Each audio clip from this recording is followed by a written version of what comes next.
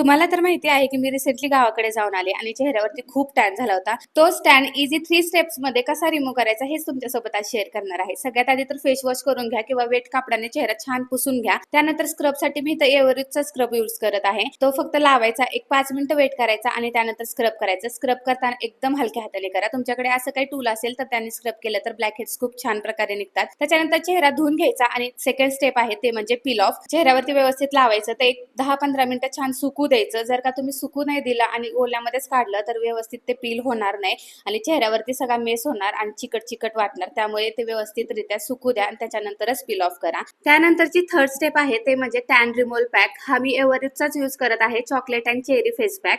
आणि हा पण लावायचा, एक 15 मिनिटं ठेवायचा चेहऱ्यावरती आणि त्याच्यानंतर धुवून काढायचा किंवा वेट कापडाने पुसून काढा. ह्या 3 स्टेप तुम्ही जर का फॉलो केल्या ना तर नक्कीच तुमचा टॅन रिमूव्ह होणार आहे घरच्या घरी, तो पण फक्त 50 रुपयाच्या आतमध्ये. त्यामुळे एकदा नक्की ट्राय करा आणि मला फॉलो करायला विसरू नका. बाय.